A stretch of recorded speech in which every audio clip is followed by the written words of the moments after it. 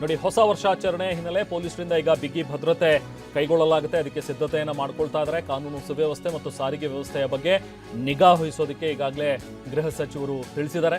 ಬೆಂಗಳೂರಿನಲ್ಲಿ ಮಾತನಾಡಿದ್ದಾರೆ. ಈ ಮೀಟಿಂಗ್ ನಂತರ ಪರಮೇಶ್ವರ್ ಅವರು ಈ ಬಾರಿ ಕಳೆದ ವರ್ಷಕ್ಕಿಂತ ಹೆಚ್ಚು ಜನ ಸೇರಬಹುದು ಅನ್ನೋ ನಿರೀಕ್ಷೆ ಇದೆ. ಎಸ್, ಅಫ್ಕೋರ್ಸ್ ಈಗ ನೋಡ್ತಾ ಇದ್ರೆ ಟ್ರೆಂಡ್ ಬಹುಶಃ ಹೆಚ್ಚಿನ ಜನ ಬರುವಂತ ನಿರೀಕ್ಷೆ ಇದೆ. ಲಾಸ್ಟ್ ಟೈಮ್ಗಿಂತ 10 ಲಕ್ಷಕ್ಕೂ ಹೆಚ್ಚು ಜನ ಸೇರಬಹುದು ಅಂತ ಊಹಿಸಲಾಗಿದೆ. ಈ ಬಗ್ಗೆ ಮಾತಾಡಿದ್ದಾರೆ ಗೃಹ ಸಚಿವರು. ನೋಡೋಣ.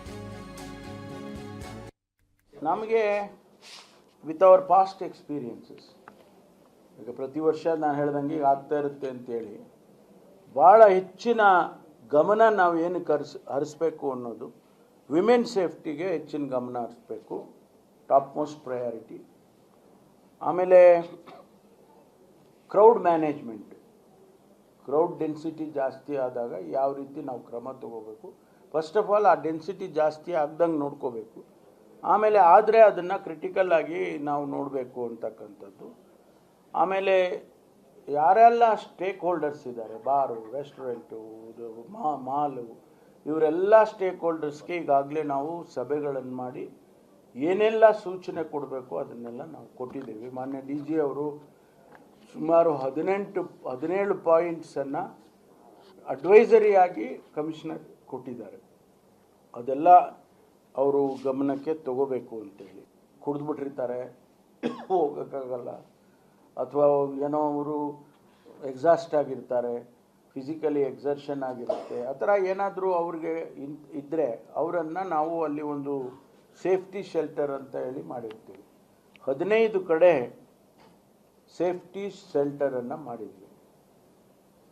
ಆಮೇಲೆ 5 ಭಾಗ ಏನು ನಾನು ಜಾಗಗಳನ್ನ ಹೇಳಿದ್ರೆ ಅಲ್ಲಿ ಸಫಿಷಿಯೆಂಟಾಗಿ ಆ್ಯಂಬ್ಯುಲೆನ್ಸ್ಗಳಿಟ್ಟಿರ್ತೀವಿ, ಫೈರ್ ಟೆಂಡರ್ಸ್ ಇಟ್ಟಿರ್ತೀವಿ. ಆಮೇಲೆ ಅಲ್ಲಿ ಡ್ರೋನ್ ಕ್ಯಾಮರಾಗಳು, ಸರ್ವೇಲೆನ್ಸ್, ಮೇಲಿಂದ ಸರ್ವೇಲೆನ್ಸ್ ಮಾಡೋದಕ್ಕೆ ಡ್ರೋನ್ ಕ್ಯಾಮರಾಗಳನ್ನ ಈ ಬಾರಿ ಉಪಯೋಗಿಸ್ತಾ ಇದ್ದೀವಿ. ಏನು ಹೊಸ ಗೈಡ್ಲೈನ್ಸ್ ಏನು ನಾವು ಜಾರಿಗೊಳಿಸಿಲ್ಲ ಅನ್ನುವಂಥದ್ದನ್ನು ಕಲಬುರಗಿಯಲ್ಲಿ ಅಬಕಾರಿ ಸಚಿವ ಆರ್ ಬಿ ತಿಮ್ಮಾಪುರ ಅವರು ಹೇಳಿಕೆ ಕೊಡ್ತಾರೆ. ಸ್ಥಳೀಯ ಜಿಲ್ಲಾಡಳಿತವೇ ಇದ್ರ ಬಗ್ಗೆ ಮಾಹಿತಿ ಕೊಡುತ್ತೆ ಅಂತಲೂ ಕೂಡ ಹೇಳಿದ್ರು. ಅದು ಲೋಕಲ್ ಜಿಲ್ಲಾಧಿಕಾರಿಗಳಿಗೆ ಬಿಟ್ಟಿರ್ತೀವಿ. ಲಾ ಆ್ಯಂಡ್ ಆರ್ಡರ್, ಪೊಲೀಸರು, ಎಸ್ ಪಿ, ಡಿ ಸಿ ಅವರಿಲ್ಲಿ ಪರಿಸ್ಥಿತಿಗೆ ಅನುಗುಣವಾಗಿ ಅವರು ಅದನ್ನು ಕ್ರಮ ಕೈಗೊಳ್ತಾರೆ. ಲಿಕ್ಕರ್ ಸೇಲ್ಗೆ ಹೆಂಗೆ ಲಿಮಿಟ್ ಮಾಡೋಕ್ಕಾಗುತ್ತೆ? ಲಿಕ್ಕರ್ ನೀವು ಮಾಡಬೇಡಿ ಅಂತ ಹೆಂಗೆ ಹೇಳಿದ್ರು? ಇಯರ್ ಎಂಡು ಸುಖ ದುಃಖ ಕಷ್ಟ ನಷ್ಟ ಎಲ್ಲದನ್ನು ನೋಡಿರ್ತೀವಿ. ಇದು ಮುಗಿತಪ್ಪ, ಹೊಸ ವರ್ಷ ಸುಖವಾಗಿರಲಿ ಅಂತೇಳಿ ಅವತ್ತು ರಾತ್ರಿ ಖುಷಿಯಾಗಿ ಮಾಡ್ತಿರ್ತಾರೆ. ಅದರಲ್ಲಿ ವಿಶೇಷವಾಗಿ ಯುವಕರು ಮಾಡ್ತಿರ್ತಾರೆ.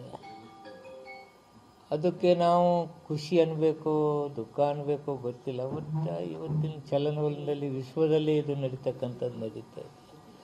ಅದ್ರ ಪಾರ್ಟಲ್ಲಿ ನಾವು ಅದೀವಿ, ನಮ್ಮ ಹುಡುಗರು ಮಾಡ್ತಾರೆ.